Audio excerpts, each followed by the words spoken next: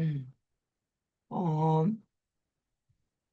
우리가 선생님하고는 문학 수업을 진행하고 원장님과는 문법 수업을 진행한다고 이렇게 이야기를 했죠. 고등부에서는 크게 문학하고 비문학으로 수업이 이제 거칠게 표현하자면 크게 나누어진다고 볼 수가 있어요. 그러면 문학은 무엇이고 비문학은 무엇인지에 대해서 먼저 이제 이야기를 해봐야겠지. 그렇게 보면 문학 같은 경우에는 또 역시 거칠게 표현을 하면 시, 소설, 수필, 희곡, 이런 장르들을 모아서 문학이라고 이야기를 하고 비문학은 말 그대로 문학이 아니한 것들이고 그래서 비문학이 아니라 문법 수업을 하시지. 비문학은 그 우리가 흔히 얘기하는 설명문이나 논설문을 말하는 거고 비문학 수업이 아니라 문법 수업을 하실 거야, 원장님께서는. 그래서 고등부에서는 더 크게 나누면 편하게 보세요. 뭐 필기가 들어가거나 그럴 필요는 없고 우리가 알아두자라는 차원에서 자, 악피를 뽐내며 선생님도 이야기를 해볼게. 우리가 국어가 문학이 있고 이 문학이 아닌 것들을 비문학이라 하고 그리고 이제 우리가 또 개념을 알아야 되는 것들이 문법이 있고 그래서 이제 문법 같은 경우에는 맞춤법을 얘기하는 거겠지. 그쪽 부분 영역이어서 이 문법 부분을 우리가 수업 시간에 원장님과 수업을 하고 문학, 비문학은 보통 선생님, 부원장인 선생님 김선희 쌤하고 선생님하고 수업을 해요.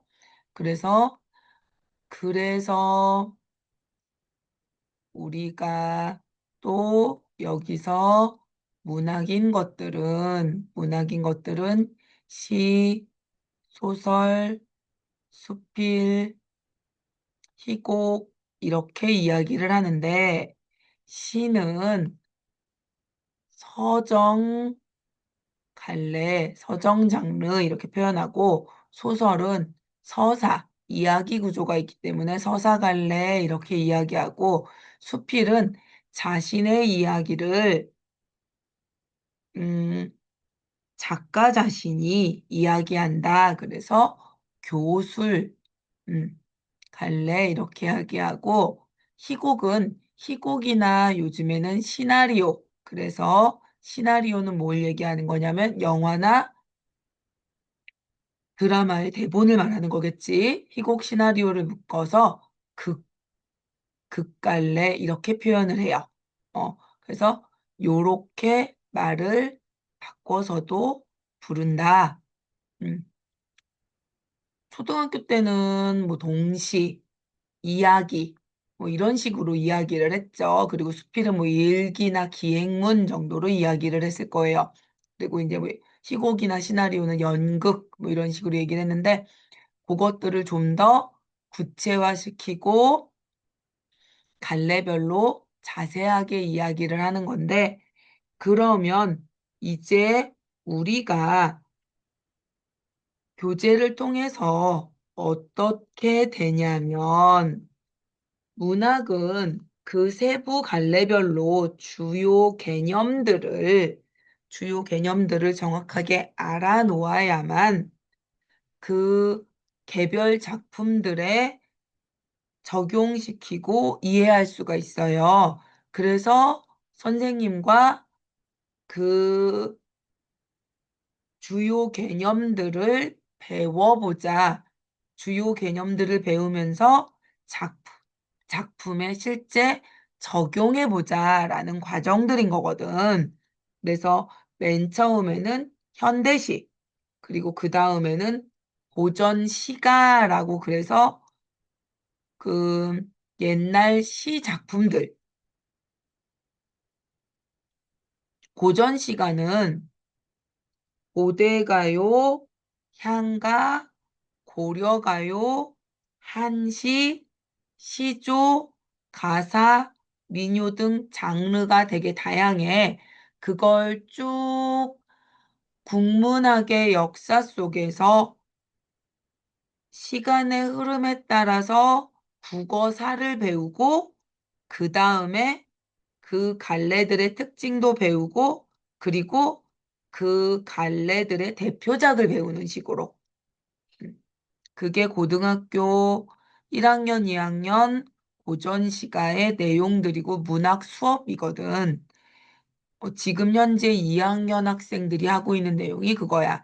그래서 현대시는 현대시는 대부분 자유시여서 크게 갈래 특징이 막 따로 복잡하고 어렵고 그런 게 없는데, 고전 시가는 고전 시가는 시가라고 하고 있잖아.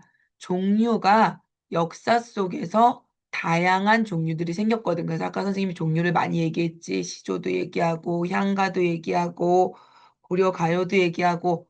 왜냐하면 역사가 기니까 우리가 또 그, 우리, 우리나라의 특징이 역사가 긴 거잖아. 음. 예를 들면 미국 같은 경우에는 우리 나라에 있는 오래된 양반집 간장 오래된 것보다도 역사가 짧잖아요. 우리나라에는 간장, 씨간장이라고 해서 오래 묵혀놓고 간장을 만들어서 이전 간장에서 떠서 다음 간장에다 부어서 또 만들고 한단 말이야. 그렇게 바탕이 되는 간장을 씨간장이라고 하는데 그게 몇백 년짜리도 있거든. 응, 200년 넘는 간장도 있어. 근데 미국 역사가 200년이 조금 넘는데, 우리나라는 간장도 200년 넘는 게 있는 나라니까, 그러면 시가 얼마나 오래되고 다양한 종류들이 많겠어, 그치? 그러면 그걸 배워야 되는 우리도 할 게 너무나 많죠. 그런, 그럼 이 고전 시가와 현대 시를, 어, 고전과 현대 그러면 시대를 구분해야 될 거 아니야? 음, 언제부터? 가보개혁을 기점으로 가보개혁 이전은 고전, 가보개혁 이후는 현대. 이렇게 어떤 시대적 구분선은 놔두는데 오늘부터 땡 현대 이럴 순 없으니까 요 시기를 과도기적인, 그러니까 중간에 변해가는 시기는 있어요. 근데 그 어떤 기준선은 가보기역으로 잡는다라고 해서, 그렇지만 맨 처음에 우리는 현대부터, 왜냐하면 어려우니까 가까운 시기부터 배운다. 그리고 시부터 배우고 그 다음에 현대소설 배우고, 역시 소설도 현대소설 배운 다음에 고전소설 배우고, 그리고 수필과 희곡을 배운다. 그래서 문학은 시와 소설이 대부분 주류를 이루고 중심이 되고, 그 다음에 수필 희곡이 약간 스테이크로 치면 고기 있으면 옆에 있는 그 곁들여져 있는 뭐 메시드 포테이토나 옆에 따라 나오는 그런 것들처럼, 음, 수필이나 희곡이 약간 곁들임 음식처럼 따라 나오죠. 물론 극이나 수필도 뛰어난 작품들이 많은데 좀 아무래도 중심에 서지는 못해요. 주인공은 시와 소설이다 라고 보면 됩니다. 그래서 처음 시작에서는 우리가 현대시의 주요 개념들을 배워보는 시간을 가질 거예요. 그러면 모든 문학은 왜 시작하냐면 결국 뭐 때문에 시작해요? 인간은 이야기를 하고 싶은 거거든. 내 얘기를 하고 싶은데 그 이야기를 어떻게 하느냐에 따라서 짧게 운율이 있는 걸로 하면 시고, 길게 이야기 구조로 하면 소설이잖아요. 음, 그리고 그걸 무대 위에 올리면 연극인 거고, 내 이야기를 작가가 자기 목소리로 직접 쓰면, 그러니까 죽고 싶지만 떡볶이는 먹고 싶어. 이렇게 너무나 솔직하게 쓰면, 그치? 그러면 수필인 건 거거든. 시소설 수필이곡을 어려워할 필요가 없어. 우리가 다 알고 있는 거야. 음. 그런데 시는 시적 화자가 존재해요. 시는 시인이 시 속에서 직접 말하지 않아요. 시인은 자신을 대신해서 말하는 화자를 내세웁니다. 어, 시 속에서 시인을 대신해 말하는 사람이에요. 시인이 표현하고 싶은 생각이나 정서, 정의, 감정을 말하는 거거든요. 자신의 느낌이나 생각이나 감정을 효과적으로 전달하기 위해 일부러 내세우는 허구적 대리인이에요. 시적화자는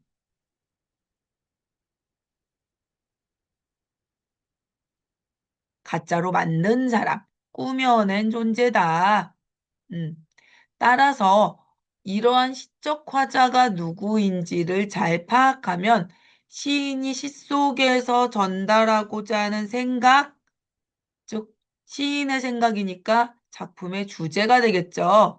작품의 주제나 정서를 알 수 있어서 시의 주제를 파악하는 데 도움이 됩니다. 그러니까 예를 들면 이해하기 쉽게 여기 25면 엄마야 누나야 강변 살자 뜰에는 반짝이는 금모랫빛 뒷문 밖에는 갈리페 노래 엄마야 누나야 강변 살자 이런 시가 있어. 이게 다 전문이야. 굉장히 짧죠. 그러면 김소월은 30대에 죽었거든요. 이 시를 냈을 때도 20대 후반, 30대 초반 뭐 그쯤 됐을 거야. 그럼 30대 남자가 엄마야, 누나야 이렇게 얘기하는 거 보면 어린아이가 말하는 것처럼 얘기하고 있는 거잖아. 근데 그냥 강변 살자 이렇게 얘기하면 아, 이걸 30대 남자가 엄마나 누나한테 우리 강변에 삽시다 라고 얘기를 하면 이건 누가 봐도 아, 한강뷰 아파트 사자는 얘기죠. 그치. 지금 웃고 있어요. 왜 그렇게 되는 거야? 30대 남자가 어머니 저희 강변에 살죠. 그러면 강변 그러면 아, 이건 누가 봐도 네, 똘똘한 아파트 한 채 사서 투자합시다 라는 얘기인 거야. 그런데 그럼 자연에 대한 순수성 이런 거 싹 사라지지. 음. 김소월은 그걸 이미 일제강점기 때 알고 있었던 거야. 그래서 순수한 시적 화자의 목소리를 낼 수가 없으니까 엄마야, 누나야 이런 식의 목소리로 청자를 부르는 말투로 어른인 시인의 목소리가 아닌 시의 순수하고 천진난만한 느낌을 살리려고 어린아이 화자로 바꾸어 표현한 건 거죠. 이렇게 시적 화자를 어떻게 꾸며내야만 더 시가 잘 전달될 걸 시인들은 아는 거야. 즉, 시인은 시의 표현 효과를 높이기 위해 자신의 허구적 대리인인 화자를 만들어내는 거다. 이해되죠? 그래서 우리는 꾸며낸 인물인 걸 알고 그것이 어떤 효과를 만들어내는지를 찾아낼 수 있어야 되는 거야. 시적 화자가 시인 자신인 경우도 있기는 하지만 대부분 만들어낸 인물이구나라고 알고 따라가야 되는 건 거죠. 그래서 시적 화자가 드러나는 방식은 크게 세 가지가 있어요. 직접적으로 나, 우리 등으로 나는 아무 걱정도 없이 가을 속의 별들을 다 헤일 듯합니다. 그래서 마치 시 속의 화자가 시인 자신인 것처럼 실제로 윤동주 시에 나오는 시적 화자는 시인 자신처럼 느껴져요. 그래서 진솔한 감정, 진실되고 솔직하고 시인 자신의 그 순수한 마음이 드러나는 것 같은 그 느낌이 나오고 있는 그 내용이 보이거든요.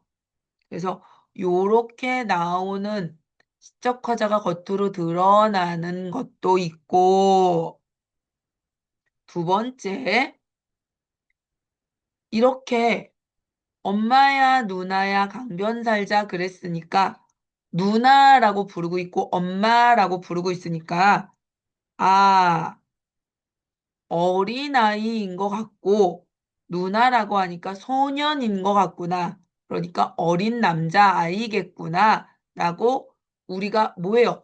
미루어 짐작할 수 있는, 그치? 잘못했어, 또.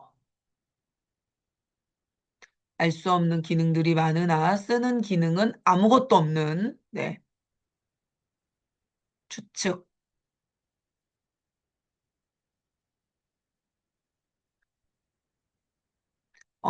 미루어 짐작할 수 있는 그런 추측할 수 있는 화자가 있고, 그리고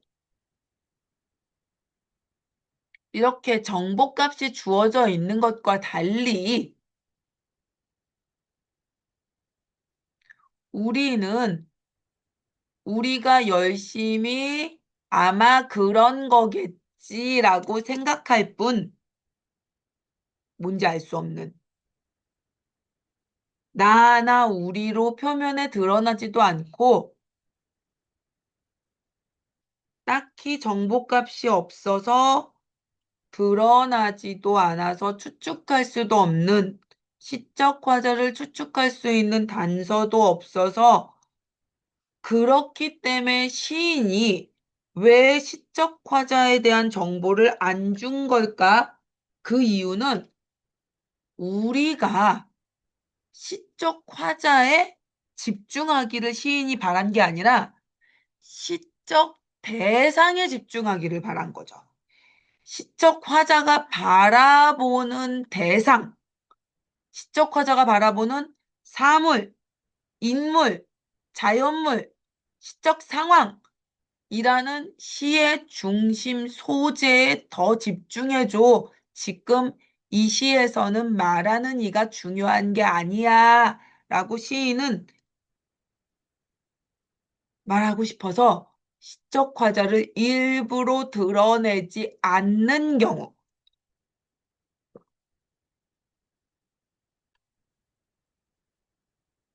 그렇게 시적 화자가 안 드러나는 경우, 나로 드러나는 경우, 시적 화자를 추측해 볼 수 있는 경우, 이렇게 세 가지 경우가 있다.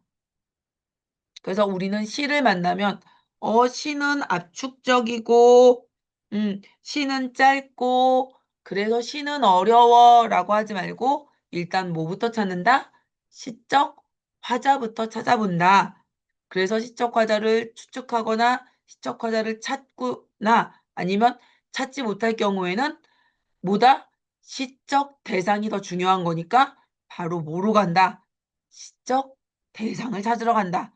시적 화자를 찾은 다음에도 시적 대상으로 가야 되고 시적 화자를 못 찾으면 더더욱 시적 대상이 중요한 거다라는 얘기인 거죠. 그럼 시적 대상은 뭐냐? 시적 화자가 바라보는 시의 중심 소재가 되는 관념이래요. 관념이란 단어 너무 어렵죠. 이제 고등부에 가면 두 글자로 된 한자어가 쏟아져. 그래서 여기서 일부러 선생님이 문제 푸는 시간을 많이 줘요. 그러면 집에서 숙제로 풀어가면 되지. 왜 문제 푸는 시간을 여기서 주지? 라고 생각하지 말고 여기서 문제를 풀면서 선생님한테 뭘 해야 하냐면 질문을 하는데 다른 질문이 아니라 단어의 뜻을 물어보는 거야. 선생님 관념이 뭐예요? 선생님 화자가 뭐예요? 선생님 추측이 뭐예요? 선생님 단서가 뭐예요? 다 대부분 두 글자로 된 한자어야. 우리말에는, 우리말에는 한자어가 너무 많아. 음, 순 우리말을 이미 통일신라 이후부터 한자어가 대체하기 시작한 것도 있고, 또 순 우리말로는 복잡한 개념들을 표현하기가 어려워서 순 우리말보다 한자어가 더 많을 수밖에 없어.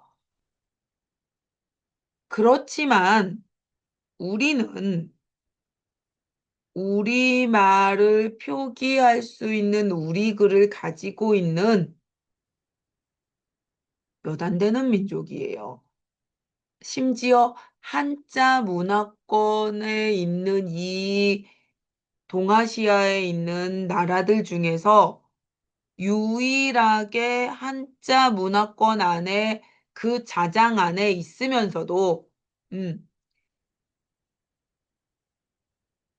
한자의 영향력 속에서 상당히 자유로운 나라잖아요. 어, 이건 너무 감사한 일이죠. 세종만세. 진짜로. 음, 안 그러면 우리가 간단한 예로 물론 중국은 중국이 한자가 자기 문자여서 그렇긴 하지만 대부분의 다 한자 문화권에 있는 사람들, 그 문화권 사람들이 다 그러한데 중국이 그냥 나가서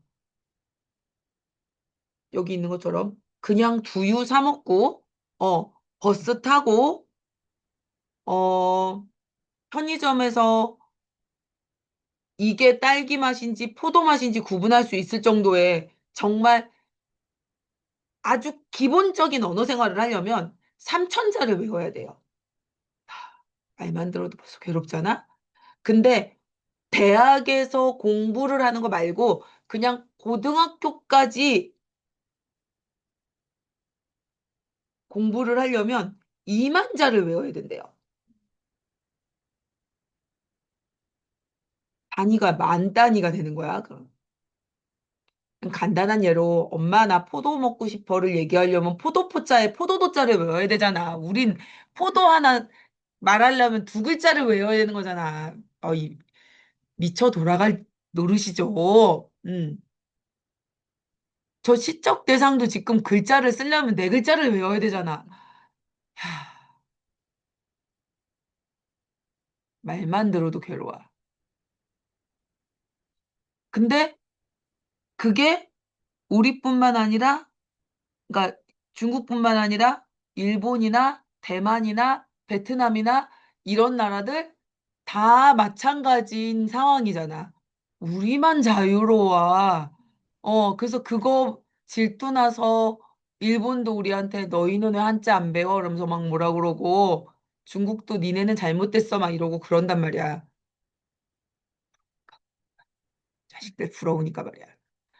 그렇지만 한자를 모르면 생기는 게 쓸 줄은 몰라도 뜻만 대충 알기는 해야 되거든. 왜냐하면 문제를 풀 때 정확하게 그 뜻을 모르는 바람에 구멍이 뚫려 있어서 생기는 문제점들이 있거든. 그게 요즘 학생들한테 많이 얘기되는 문해력의 부분, 어휘력의 부분이거든요. 그래서 그냥 앞뒤 문장이나 그냥 대충 두드려서 문제를 풀면 결국은 어느 순간에 문제를 틀려. 그리고 내가 왜 틀리는지 모르고 틀려. 그리고 어느 순간에 틀리고 있는데 계속 내가 문제를 풀고 있는 줄 알고 있는 상황인데 나중에 보면 소리내서 읽었을 뿐 다 찍고 있는 상황이 되어 있는 순간이 오거든. 그걸 막기 위해서 여기서 문제를 풀면서 선생님 관념이 뭐예요? 청자가 뭐예요? 대상이 뭐예요? 이런 것들을 물어보게 시키는 거야. 그걸 혼자서 집에서 풀다가 가서 물어봐야지. 그러면 그러고 나면 싹 까먹고 와서 내가 뭘 물어봐야 됐는지조차 모르는 상황이 되거든. 그리고 재밌는 건 사전 찾아봐야지, 네이버에 쳐봐야지, 라고 생각하면 잘 안 하게 돼요. 바로 물어보면 되는데, 찾는 거는 잘 안 하게 되잖아, 우리가. 그리고 찾으면 더 문제인 게, 찾고 나면 거기에 있는 단어를 또 몰라. 뭔 말인지 알지? 마치 영영사전 찾는 것처럼 단어를 찾으면 거기에 있는 단어를 또 몰라서, 음, 하고 덮고 어느 순간부터 안 찾게 되거든요. 근데 선생님한테 물어보면 그게 뭔지를 알려주면서 그거를 풀어서 알려주니까 개념을 이해하게 돼요. 그리고 우리가 100개, 200개를 모르지는 않아. 그리고 100개, 200개를 몰라도 100개, 200개를 차근차근 말을 듣다 보면 그거를 몇 달을 하잖아? 그럼 어느 순간에 저절로 키워져 있는 어휘력을 보게 돼. 음. 그리고 죽어도 질문을 안 하고 그냥 가만히 무표정으로 앉아 있거나 그냥 빙긋 웃고 앉아 있는 애들이 있어. 어, 절대 성적이 안 오르거든. 어. 그래도 선생님이 애들하고 친해지려고 자꾸 말을 걸면서 애들한테 이런저런 얘기를 걸면서 자꾸 얘기를 시켜. 그럼 그러다 보면 저 선생님이 좀 편안하고 만만해져서 질문을 할 수 있게 돼. 그러면 편하게 어느 순간에 되게 진짜 쉬운 거. 선생님 한방이 뭐예요? 그럼 선생님 너무 놀래서 야, 한방 화장품. 그런 애들이 엄마 쓰는 거 봤는데 그거 무슨 냄새 나드냐? 인삼 냄새요. 그치. 아, 그치. 이제 이해됐지. 한방 화장품이 뭔지? 그래, 한약 들어간 거야. 한방은 한약 같은 거야. 그러면 굳이 어렵지 않게 설명을 해주는 거야. 그리고 자신이 그걸 모르고 있는 게 아니었는데 몰랐구나를 알게 돼. 응. 그런 식으로 되게 쉽게 얘기를 계속 해주거든. 그래서 문제를 자꾸 풀다 보면 어휘력이 저절로 높아지는 게 되는 거야. 그리고 애들이 맨날 하는 말이 그거야. 제가 책을 안 읽어서요. 책은 누구나 안 읽어. 나는 어느 순간에 보니까 그렇게 생각돼. 선생님 여기 책 되게 많지만 책 읽는 사람은 한두 명밖에 없어. 그리고 그 한두 명은 나중에 국어 선생님 돼. 진짜야. 그 한두 명은 국어 선생님이 되고요. 나머지는 누구나 다 책을 안 읽어. 그렇기 때문에 누구나 다 아주 어휘력은 일천해. 아주 비슷하게 바닥에 깔려 있어. 그러니까 그렇지 않은 조금만 요만큼만 어, 다 5인 상태일 때 3만 대도 잘하는 사람이 될 수 있으니까 그 3이 되기 위해서 와서 물어보면 된다. 꼭 질문을 하시라. 음, 꼭 질문을 그래도 주역인 잘하는 편에 속했어요. 그러니까 꼭 질문을 하세요. 그리고 학년이 내려갈수록 애들이 질문을 더 안 하더라고. 요즘 점점 더. 어, 지금 고1 애들이 지금 현재 고1, 예비 고1로 오셨으니까 하는 말인데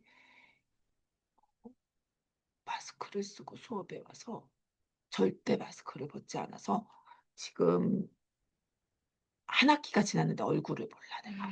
어, 코로나 시절인 줄 알았어. 그런 애들이 한 3명 있어. 다 남학생이야. 나는 그 요즘에 20대 남학생들 게시판에서 봤던 얘기 있었거든. 여자친구 없으면 카페 가서 주문 못하는 남자애들 있다고. 그거 버전 10대를 본 것 같아. 깜짝 놀랐어. 그리고 한편 그런 생각도 들었지. 그런 놈도 여친이 있다는데.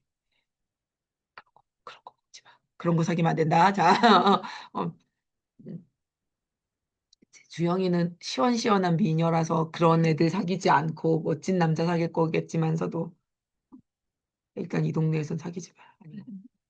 아, 깜짝 놀랐어요. 관념은 머릿속에서 있는 생각을 말해. 그러니까 평화. 있는 거 알죠? 근데 그거를 만질 수도 없고 왁부처럼 만질 수 없어 우리가 그치? 만질 수도 없고 설명하기도 어려워. 이런 걸 관념이라고 해. 추상적인 것들. 추상적이다. 추상적인 거 뭔지 말해봐. 그러면 추상 뭔지 아는데 말로 설명하려고 하니까 잘 안 되잖아. 그런 것들을 선생님한테 물어보라는 거야. 그렇기 때문에 근데 관념은 생각인데 생각인데 나의 생각인 거야. 나의. 그래서 그 나의 생각이 바로 견해인 거야. 무엇에 대해서 볼견자잖아. 내가 바라보고 보고 내가 해석해서 이야기하는 생각인 거야. 그냥 생각이 아니라 나는 이렇게 생각해가 견해인 거고 그것에 대한 나의 관념인 거야. 이해되죠? 그래서 그냥 생각이 아니라 나는 이렇게 생각해가 관념이고 견해인 거예요. 되죠? 음. 그러니까 시적 대상에 대해서 시인은 자신만의 견해가 있고 자신만의 관념이 있는 거죠. 이해되죠? 네. 음. 처음에는 페이지가 많이 안 갈 거예요. 왜냐하면 단어들도 설명할 게 많고 개념들도 설명할 게 많으니까. 근데 뒤로 갈수록 많이 설명해 놓은 것들에 대한 그 것들을 어깨에 짊어지고 있으니까 더 많이 그 눈덩이가 구르는 것처럼 가속이 붙을 수 있어요. 때로는 화자가 말을 건네는 대상인 시적 청자가 시적 대상이 되기도 한다. 자, 그래서 시적 대상은요. 시적 대상은 사실 시 속에서 다뤄지는 모든 것들이 시적 대상이 될 수 있으니까 너무나 종류가 많아요.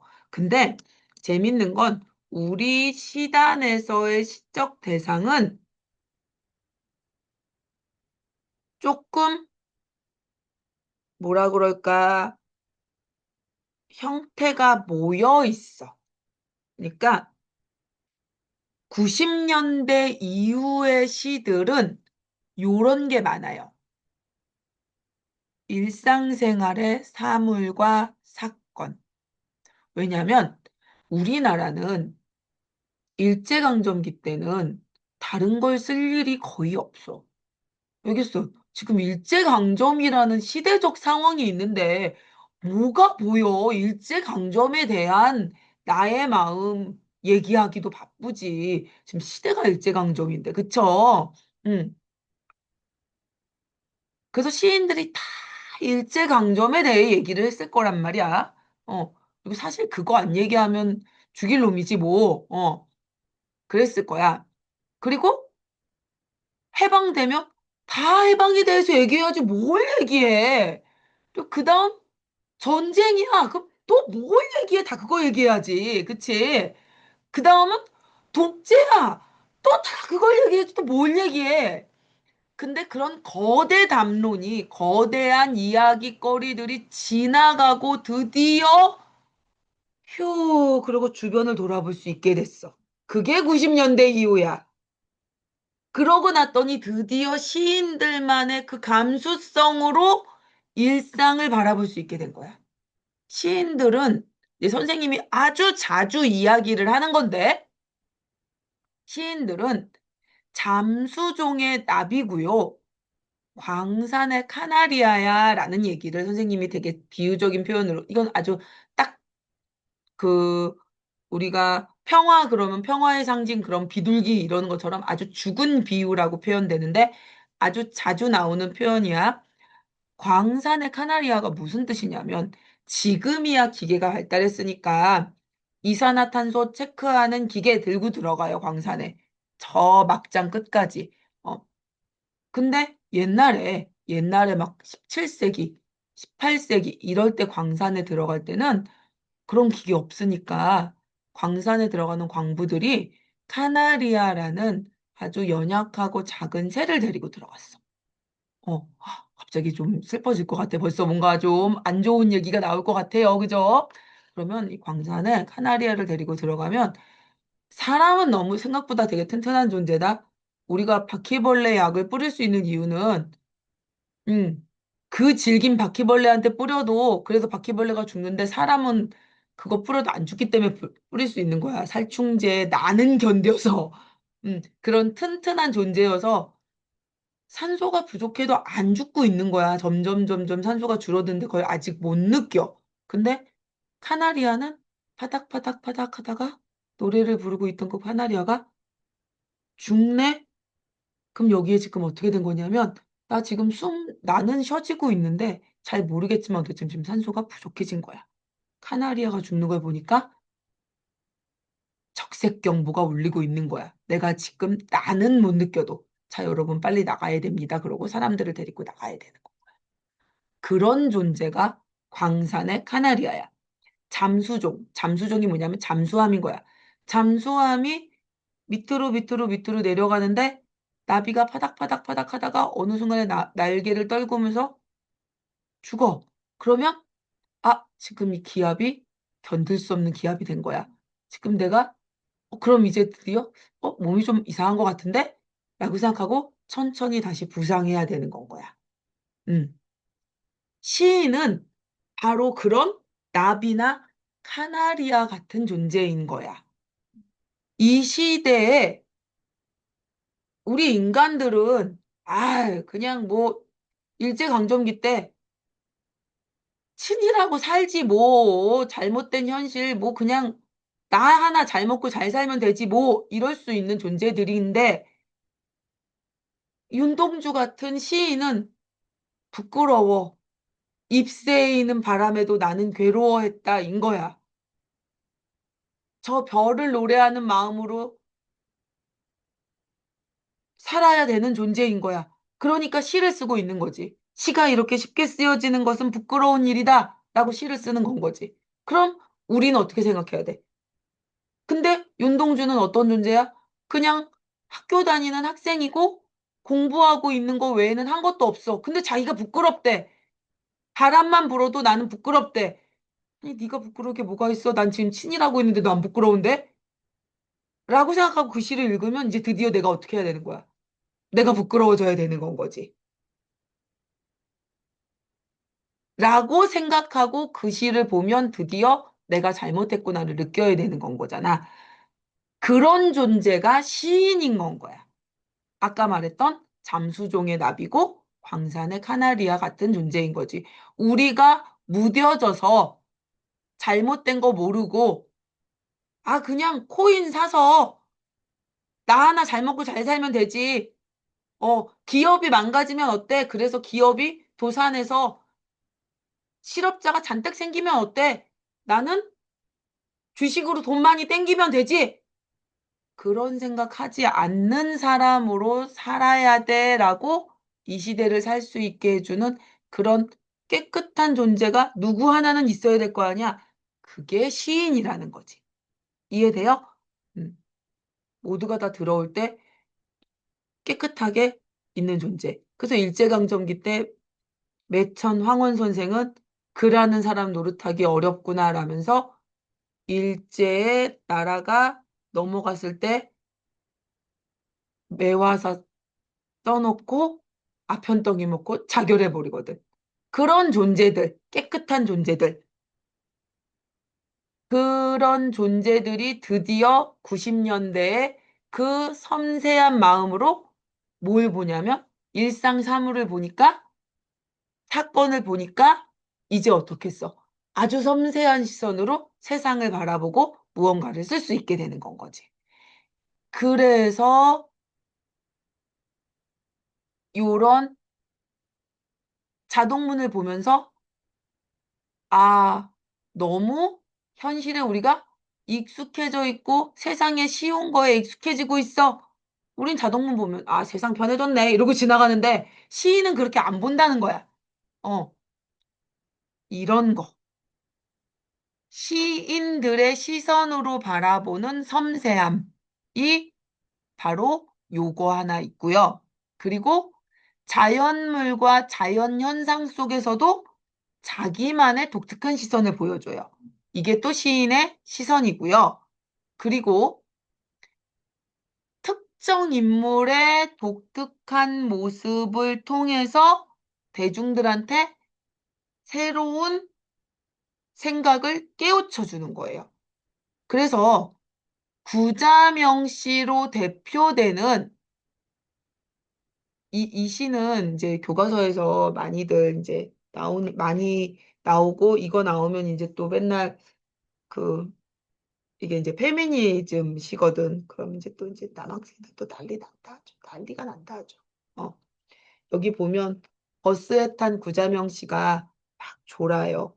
근데 저 졸고 있는 30분은 밤에 술 먹고 늦게 들어온 남편 챙겨준 30분이고, 이 30분은 시어머니 약 챙겨준 30분이고, 이 30분은 돌 된 애기 7달 된 애기 챙겨준 30분이고, 이런 내용이거든. 그러면서 그 육아와, 그리고 이제 바깥에는 꽃이 피고 있고, 막 벚꽃이 피고 햇살이 좋은데, 그런 거 하나도 못 보고 졸고 있고 죽음으로 향해 가는 뭐 저 졸음 막 이러면서 시가 써져 있단 말이야. 그러면 저렇게 고생하는 여성의 맞벌이 여성의 삶을 쭉 놓고 쓰여 있는 지친 여성의 모습에 대한 시를 통해서 여성이 고달프게 살고 있는 모습, 난 이 시를 왜 남자애들이 투덜대는지 모르겠어. 자기 엄마 고생하는 것만 봐도,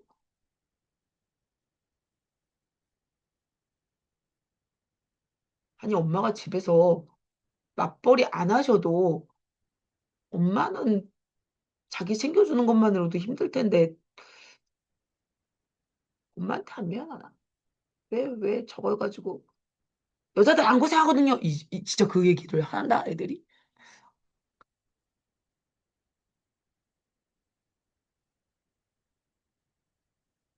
그러면서 막 고정이 안 되겠다, 막 이런 얘기를 막 애들이 해.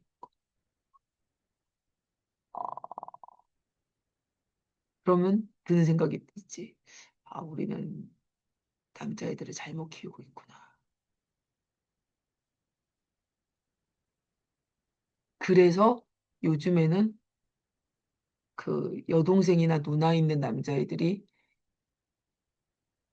참 다행이야. 그나마 좀 덜하거든, 그런 애들은. 어.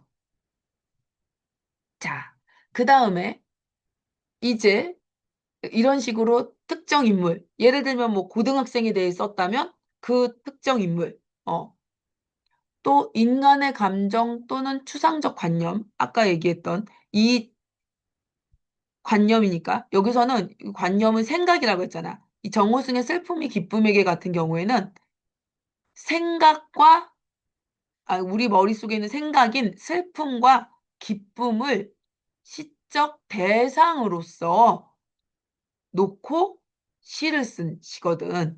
이런 식으로 다양한 시적 대상이 존재할 수 있다. 그리고 시적 화자가 있고 시적 대상이 있으면 시적 상황도 있을 수 있겠죠. 그래서 시적 상황을 그 바라보는 것도 중요해요. 시적 화자나 시적 대상이 처해 있는 형편, 그리고 그 시적 화자나 시적 대상이 맞닥뜨린 처지, 그리고 시의 분위기, 시의 정황, 이런 것들을 시적 상황이라고 합니다. 시적 화자나 시적 대상이 어떤 상황에 놓여 있는지를 파악하면 시를 잘 파악할 수 있어서 우리는 시적 상황을 파악하는 것도 중요하다고 볼 수가 있어요. 우리 삶에서 일어날 수 있는 모든 사건, 우리 삶에서 일어날 수 있는 모든 현상은 당연히 시의 시적 상황이 될 수 있어요. 왜냐하면 시는 시인이 쓸 수 있는 모든 것이 다 시의 대상이 되니까.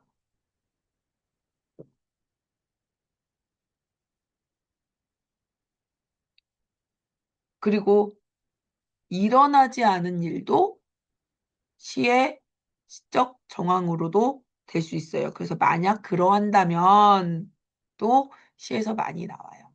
그래서 우리가 온 국민이 다 아는 시, 그 윤동주의 서시와 김소월의 진달래꽃이 온 국민이 다 아는 시잖아요. 나보기가 역겨워 가실 때에는 말없이 고이 보내 드리우리다. 영변의 약산 진달래꽃 아름 따라 가실 길에 뿌리우리다. 가시는 걸음걸음 노인 그 꽃을 사뿐히 들여밟고 가시옵소서. 나보기가 역겨워 가실 때에는 말없이 고이 보내 드리우리다.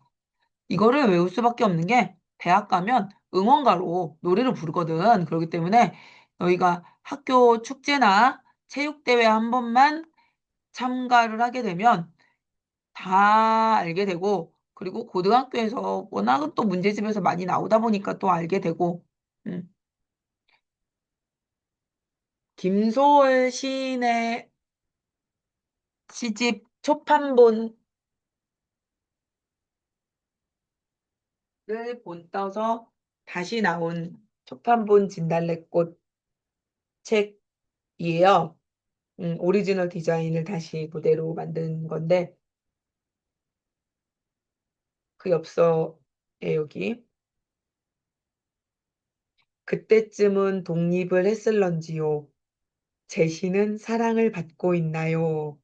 라고 해서 내가 이걸 보고 막 마음이 정말 급했는데 알고 봤더니 출판사에서 만든 거라고. 그래서 이제 나중에 이제 마음이 짜게 식었죠. 하지만 제시는 사랑을 받고 있나요? 라는 말에 정말 가장 사랑받는 시인의 맨 앞에 있습니다. 라고 이야기를 해드리고 싶고, 독립을 해서 지금 전 세계에 예, K 문화가 아주 퍼져 있습니다라는 말도 해드리고 싶다라고 뭐 그런 음,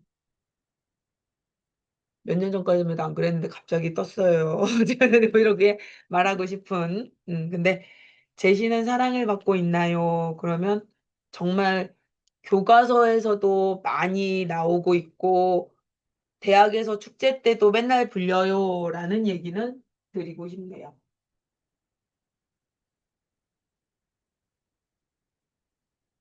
그래서 김소월 시인의 시는 시가 진짜 좋아요. 이 시가 대표작인데 말고도 시가 좋은 게 진짜 많고 진달래꽃 시집에 들어있는 시들의 대부분이 다 이별시야.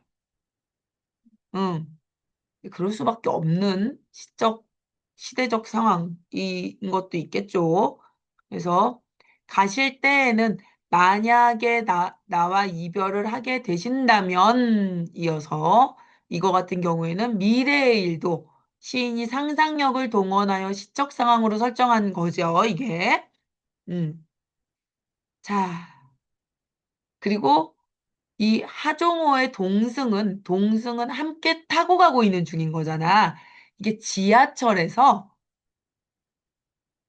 우연찮게 지하철이라는 게 또 참 재미있는 게 다른 대부분의 이동하는 그것들이 다 가고 있는 방향으로 이렇게 보고 있잖아. 그래서 옆에 탄 사람과 나란히 타고 가는데 지하철만 마주보고 앉죠, 이렇게. 그치? 그래서 모르는 사람과 마주보고 앉잖아. 그래서 그 사람을 관찰하게 되죠.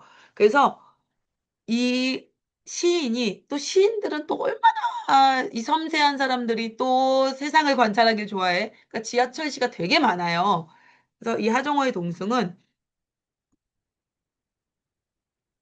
지하철에 탔는데 웬 외국인 노동자들이 로 보이는 근데 젊은 커플이 둘이 타서 앉아 있는 거야. 그러니까 자꾸 어떻겠어? 눈길이 가는 거죠. 힐끔힐끔 본 거예요.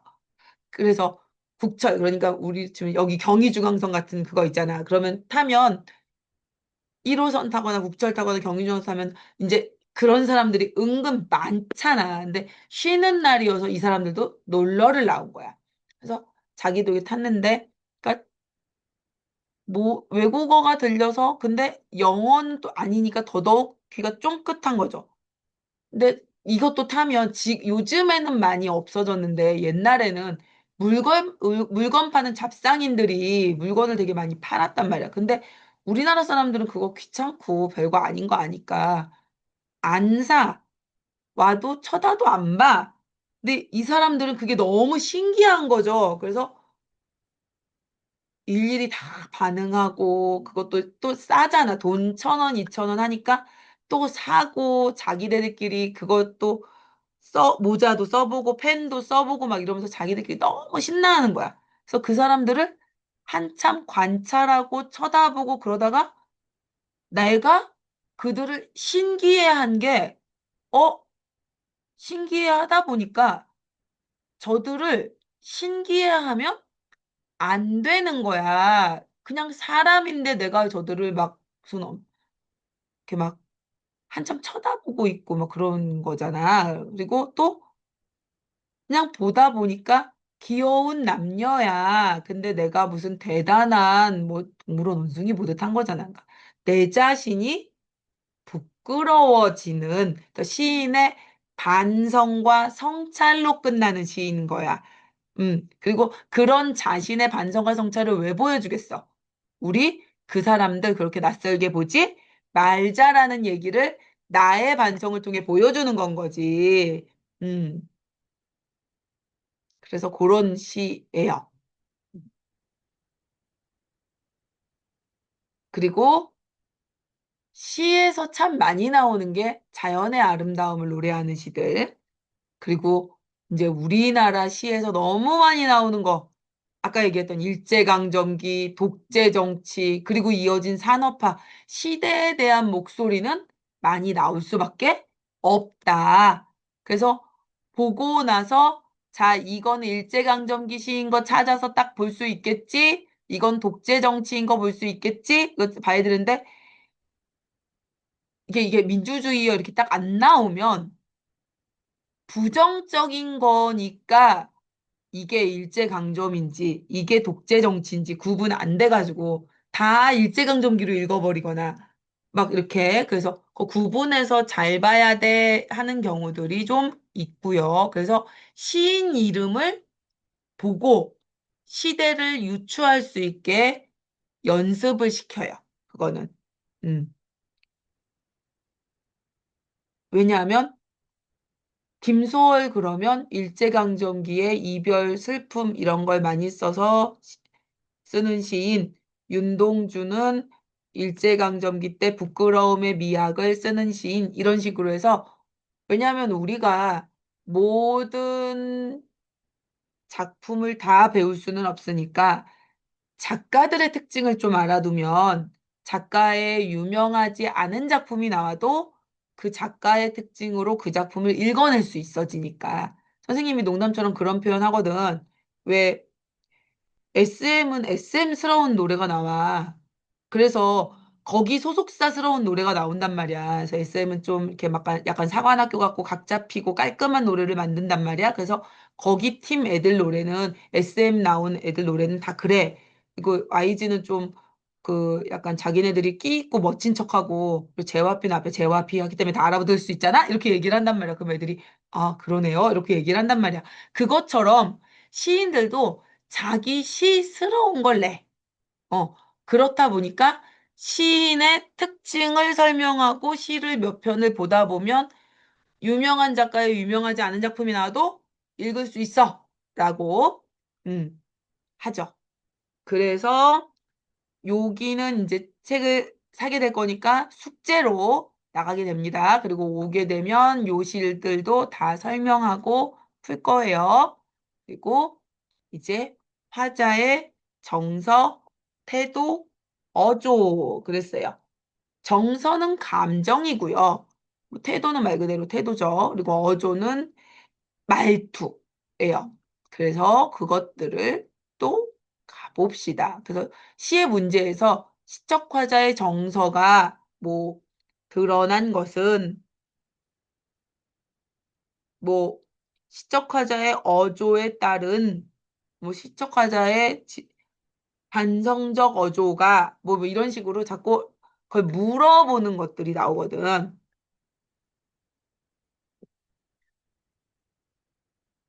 정서는 시어를 통해 직접 드러나기도 하고, 시적 상황을 통해 간접적으로 드러나기도 하고, 그래서 시적 상황과 매우 밀접한 관계가 있다, 정서는. 어, 시적 화자가 시적 상황이나 시적 대상에 대해 느끼는 다양한 감정, 기분, 이런 것들을 시적 화자의 정서라고 해요. 물론 뭐 이제 정서는 긍정적 정서, 부정적 정서 뭐 너무 뻔하게 두 개로 나눠지겠죠.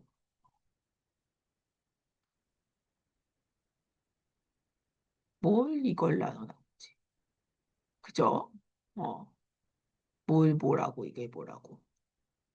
근데 이제 기쁨, 즐거움, 소망, 동경, 희망, 사랑, 안도감 그랬을 때 이제 뭐 소망은 바라는 것, 동경은 내가 간절히 원하는 것이어서 그래서 생각하는 것, 동경은 뭐라고 할까? 이 동경은 간절히 원하는 거여서 이루고 싶다. 요런 느낌이 좀 더 포함되어 있는 거예요. 안도하다라는 것은 마음이 편안해졌다. 이고 이제 요 부정적 정서는 애상은 애가 슬프단 뜻이야. 그래서 슬퍼한다. 그래서 비애도 슬퍼한다. 그래서 애상이나 비애 이런 두 글자로 된 한자가 또 많이 나오니까. 그리고 우리 시에서 많이 나오는 게 한이죠. 한. 음.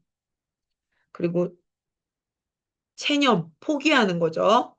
그리고 이제 갈등, 분노 이런 것들이 부정적 정서. 또 시적 화자의 정서가 시 속에서 어떤 식으로 드러나는지 보통은 간접적으로 드러나는데 그것이 시에서 어떤 식으로 드러나는지. 음. 나는 찬밥처럼 빈방에 담겨 아무리 천천히 숙제를 해도 엄마 안 오시네. 그러면 이제 뭐겠어요? 엄마를 기다리는 외로운 시척화자의 정서. 뭐 이런 식으로 찾아낼 수 있어야 하는 거죠. 그래서 그런 것들을 시 속에서 보아낼 수 있으면 시는 크게 어렵지 않다. 네, 학생들이 시를 어려워하는 이유는 시의 내용을 좀 의미를 안에서 찾아내야 되는데 단어에 매달려서 단어 자체로만 매달려서 그런 게 아닌가라고 생각이 돼요. 시를 좋아하십니까? 그냥 그냥요. 뭐 좋아해? 이요. 그 낙화 배운 거 재밌었어요. 아, 분분한 낙화, 나의 청춘은 꽃답게 지고 있다. 그 낙화? 네.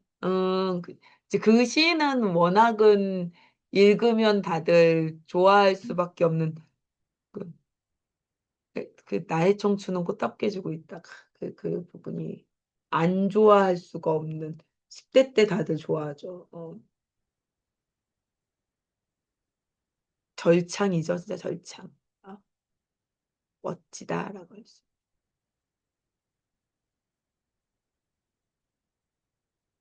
선생님이 물어본 건 뭐 좋아해가 평상시에 좋아하는 거 뭔가라고. 아, 응. 취미 같은 거 음. 딱히 없는 딱히 것. 맞아. 요즘 애들은 딱히 뭐를 좋아하는 게 잘 없더라. 내가 그래서 애들한테 "왜 아무것도 안 하지 요즘 애들은?" 이라고 놀라워할 정도로 그러니까 뭐 하긴 요즘은 그래서 심지어 이제 남학생들하고 얘기할 때 "야 요즘 애들은 왜 게임도 안 하고" 그래서 "게임도 안 하고 보기만 해. 유튜브 보기만 해. 게임을 하지도 않아 직접. 왜 게임도 안 해 니네는?" 내가 막 그런 얘기도 하고 그렇다고 해서 아이돌을 파지도 않아. 그 정도 열정도 없어. 애니도 안 봐. 오타쿠 같아서 싫대. 그래서 다 이렇게 그냥 뭐 30분 요약 이런 걸로 대충 봐. 그래서 아니 여기서 왜 하는 게 없어? 오로지 하는 거라고는 쇼츠나 넘기는 거 외에는 없어. 그래서 내가 인스타 하는 거 외에는 없는 것 같아 니네. 그럼 또 웃어. 그러더니 그런 것 같대.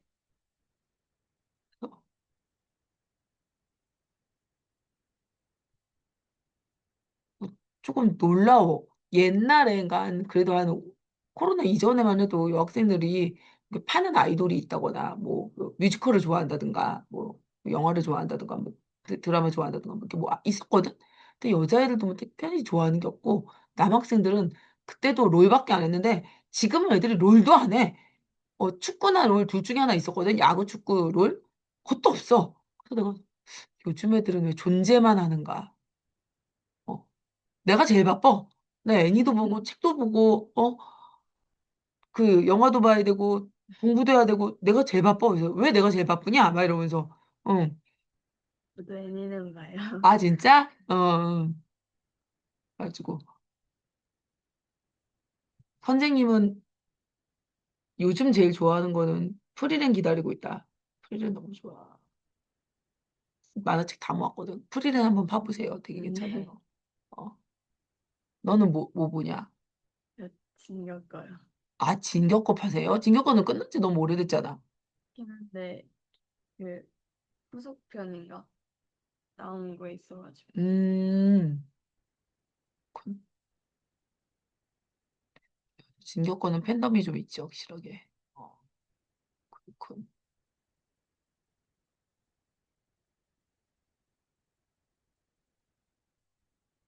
선생님은 저기 그 주술의 전 인형도 저기 있는 것처럼 주술의 전 좋아하고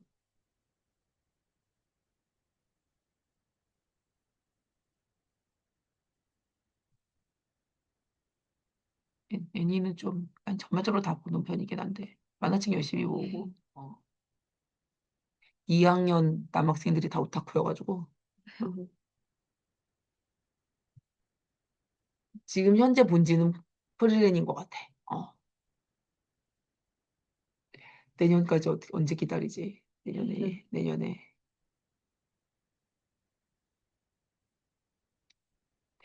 되게 요즘에 열심히 보고 있.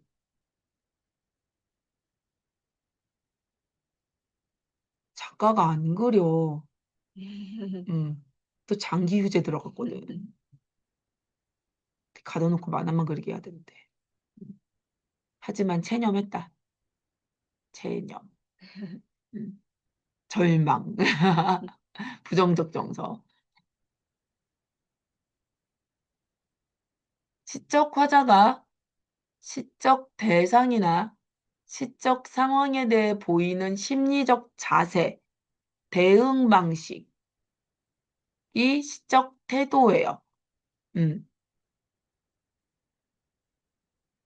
시적 화자가 가지는 태도는 시적 화자의 정서와 관련이 있어요. 그러니까 정서는 시에서 느끼는 가장 먼저 나타나는 감정이고요.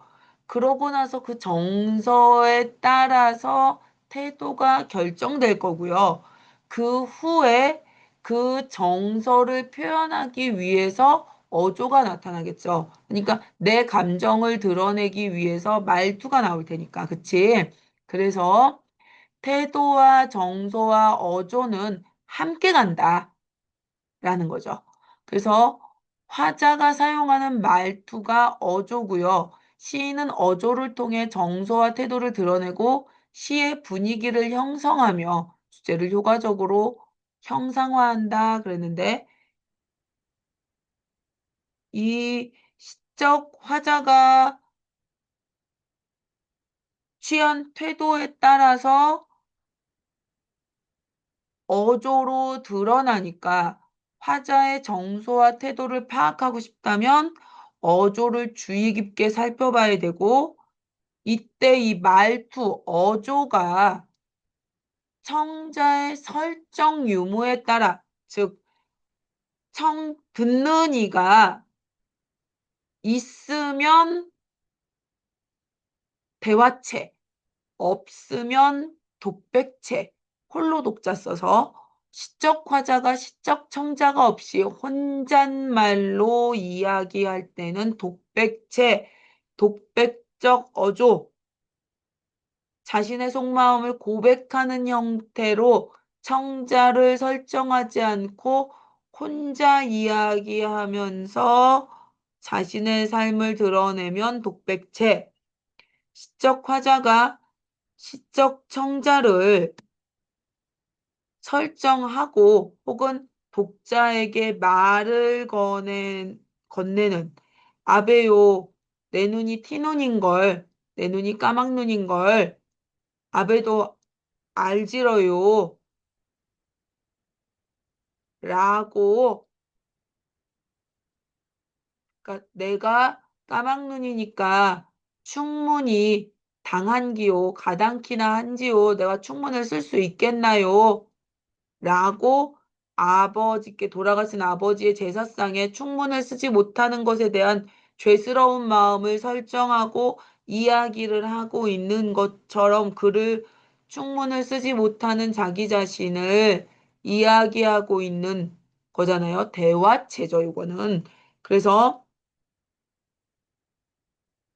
말을 건넬 때 시적 청자에게 말을 건네면 대화체.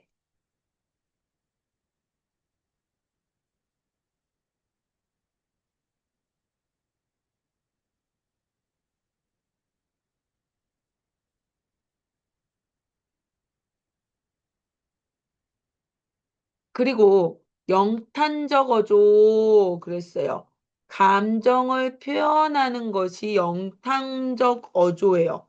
그러니까 감탄의 형태로 자신의 감정이 드러나면 영탄적 어조야.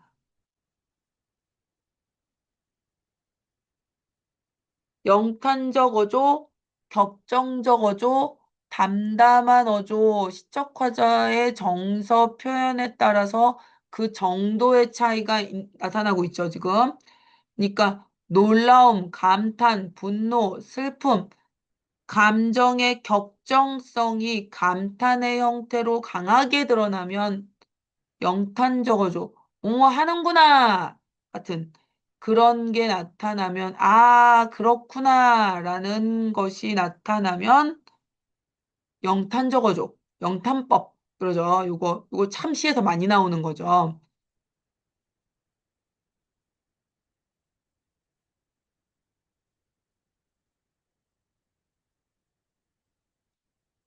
그래서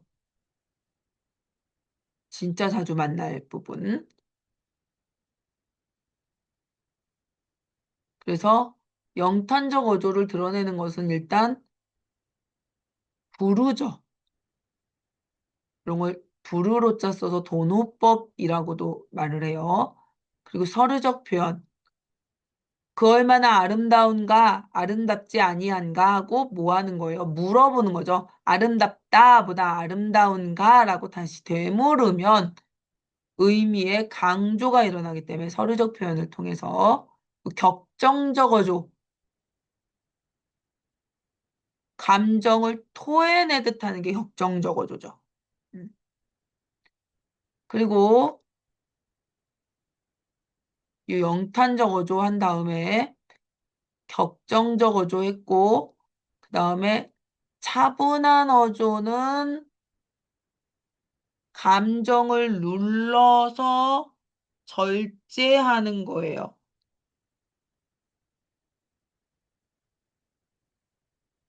지금 시적 상황에서 아버지가 침상 없는 죽음을 맞이하는 거거든. 즉, 이부자리도 침대도 없이 흙바닥에서 돌아가셔야 되는 또 고향도 아닌 곳에서 그래서 이렇게 너무나 슬픈 상황인데 얼음장에 누우신 듯 손발은 식어갈 뿐 입술은 심장의 영원한 정지를 가리켰다. 때늦은 의원이 아무 말 없이 돌아간 뒤 이웃 늙은이 손으로 눈빛 미명은 조용히 낯을 덮었다. 아버지가 이렇게 가시다니 이게 아니라 영원한 정지를 가리켰다. 이렇게 말하잖아. 아주 목소리를 누르고 슬픔을 누르고 있잖아요.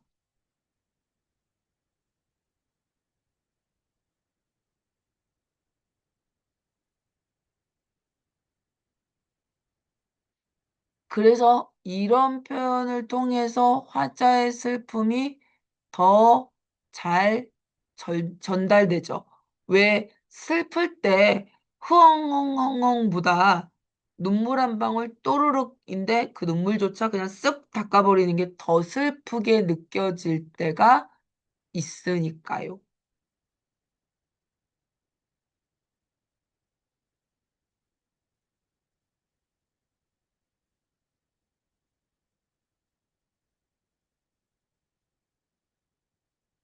그리고 아주 자주 나오는 건데, 아까 말했던 두 글자로 된 한자어가 이게 애들이 정말 많이 나오는. 선생님, 긍정이 뭐예요? 낙관이 뭐예요? 낙천이 뭐예요? 이거 진짜 많이 물어봐. 물론 긍정은 많이 알지만 낙관, 낙천은 잘 이거든요.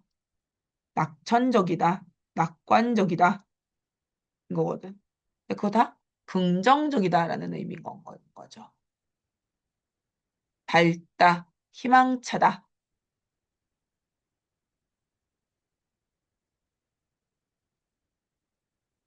그럼 체념, 단념, 절망은 뭐다? 희망을 버리고 포기하고 놓아버리는 것. 그리고 의지, 저항. 의지는 난 이것을 이루고야 말 테야. 인 거고, 저항은 맞서 싸우겠어. 라는 거거든. 그러면 맞서 싸우려면 맞서 싸워서 이것을 이루겠어. 라는 거거든. 그러면 이것을 이루겠다라는 것은 현실의 잘못된 점을 깨부수고 현실의 모순을 이겨내고 극복하겠어! 라는 거잖아. 그래서 의지, 저항, 단정인데 단정적 어조라는 거거든. 그래서 이겨내겠다라고 단정, 땅땅땅 음, 단단히 말하고 있는 거죠. 음. 그리고 이제 또 많이 나오는 게 달관, 초월. 달관은 산은 산이요, 물은 물이로도라라고 얘기하는 거야. 음. 그래서 달관했어. 내가 지금 보고 있는 것들 사소한 것이야. 놓아버리겠어. 라고 그것들에 얽매이지 않고 벗어나 버리는 모습. 그리고 그렇기 때문에 달관은 초월과 비슷한 의미죠. 지금 여기에 나를 묶어두는 것들을 뛰어 넘어버리는 거거든. 그냥 한계나 표준을 그냥 뛰어넘었다의 뜻이 아니라 나를 묶어둔 것들을 던져버리고 뛰어넘는 걸 말하는 거거든. 음. 그래서 초월적 모습, 이건 무슨 뜻이냐면 인간 세계의 잘못이나 답답함을 초월하고 자연으로 돌아가는 뭐 이런 식의 의미인 거거든. 되죠? 그리고 이제 구도 같은 경우엔 뭐냐면 구도는 어디에서 많이 나오냐면 종교에서 종교에서 진리를 추구하고 음, 깨달음을 얻기 위해 노력하는 태도, 구도적 자세라고 표현해요. 돼요? 그리고 이제 비판 같은 경우에는 그죠? 이건 잘못됐고 이건 잘했어 라고 잘잘못을 가리는 거, 옳고 그름을 밝히는 거. 그렇기 때문에 이게 잘못된 거야 라고 지적하는 거. 대문자 티가 많이 하는 거. 어. 그리고 이제 냉소 같은 경우에 이 냉이 차갑다거든. 소가 웃는 거야. 그래서 차갑게 웃는다야. 그 이거 뭐겠어요? 비웃는 거죠. 차갑게 웃는 거야. 비웃음이야. 너 그럴 줄 알았다. 이게 비웃음이죠. 조소, 냉소 그러죠. 그래서 근데 그냥 비웃는 게 아니라 상대방을 비판하며 비웃는 거야. 응, 냉소는. 그래서 냉소적 태도 같은 경우에는 이 모순점을 비판하며 비웃는 걸 말하는 거야. 그냥 비웃는 게 아니라 네가 이래서 그렇게 될 줄 알았어 라면서 조건이 달려야 되는 거지.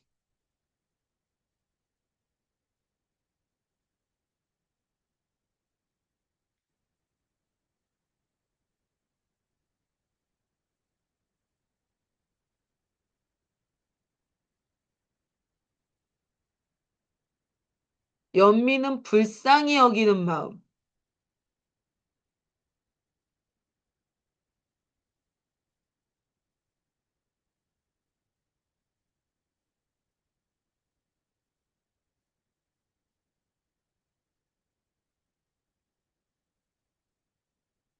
그래서 연민 같은 경우에는 여기서 불쌍히 여기는 것도 안타깝게 여긴다의 불쌍히 여김이야. 막, 어, 저 찌질한 건 내가 건져줘야지가 아니라 대상에 대한 어떤, 어, 이해와 연민인 거거든. 그리고 이제 예차는, 우와! 이러면서 찬양하는 거. 예차는 보통 그 아이돌 보고 좋아하는 것처럼 이렇게, 오, 물개박수, 뭐 이런 것들.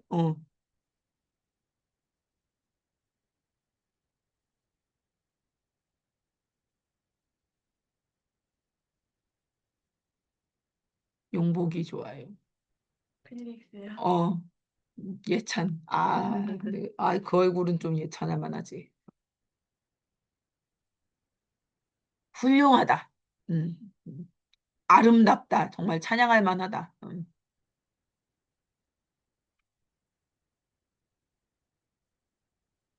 그러나 공차는 비싸서 못 가겠다. 미안하다, 필릭스야.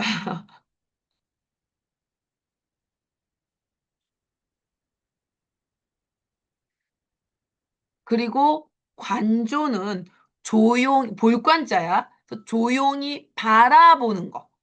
어, 고요하게 조용히 바라보는 거. 그래서 관조적 태도 그러는데 이 관조는 언제 많이 나오냐면 관조는 자연을 조용히 바라볼 때. 어, 시에서 관조적 태도 그러면 대체로 자연물을 바라볼 때 많이 나와요.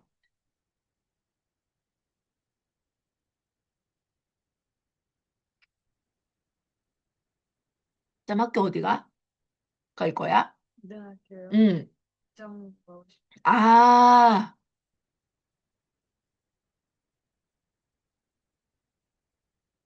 그렇구만. 그, 뭐지? 중학교 때 공부 열심히 시켜가지고 보내놓고 이제 못 보는 그 맨날 그런,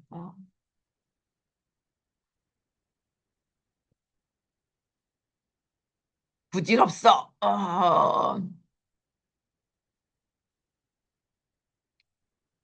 이 이제 이 자아성찰. 음, 이 자아성찰이 잘 되는 사람들이 잘 되기도 하고 잘 안 되기도 하죠. 어, 자기를 돌아보고 반성하는 게 자아성찰이거든. 그럼 이제 자아성찰이 너무 잘 되면 자기를 돌아보고 반성했으니까 더 잘 되기도 하고, 이렇게 메타인지가 너무 잘 되면, 그래서, 이래서 내가 안 되는 거지. 그러고서 이제 아무것도 안 하는 애들 있잖아.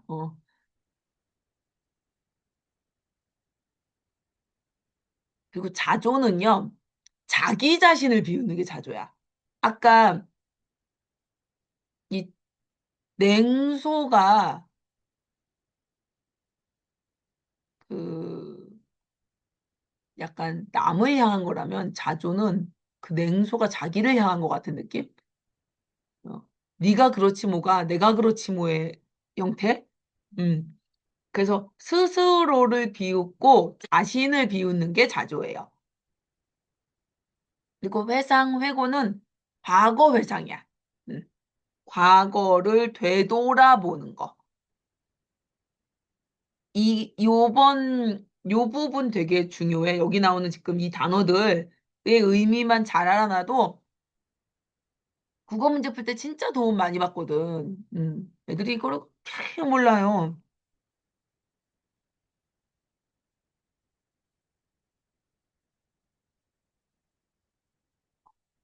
그리고 뭐 기원 소망이야 다 알죠? 꼭 이루길 바랍니다. 그리고 확신은 믿고 있다고 이거 굳게 믿는다. 여기서 회의는 회의하다의 회의가 아니죠. 모여서 이야기를 나눈다는 회의가 아니죠. 이 의가 의심의 의야. 그래서 과연 잘 될까? 음, 의심을 품는다가 회의예요. 음, 그래서 여기 이렇게 봤죠. 확신은 믿고 있다고 회의는 과연 잘 될까? 자, 어때요? 서로 반대죠? 그래서 회의적 태도를 보이는 시적화자, 확신적 어조의 시적화자. 서로 반대되죠. 이런 식으로 나오는 것들이죠. 음. 그래서 이게 아주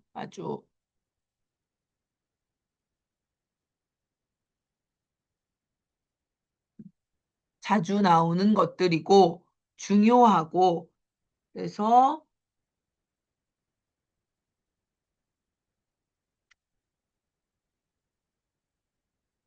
그 교재 사면 여기 어디까지 단톡방 만들어질 거예요. 단톡방 만들어지면 숙제 올려줄게. 27페이지까지 문제 풀어와야 되는 거야.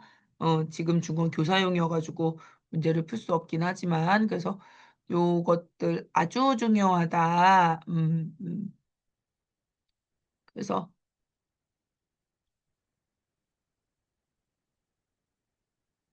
네.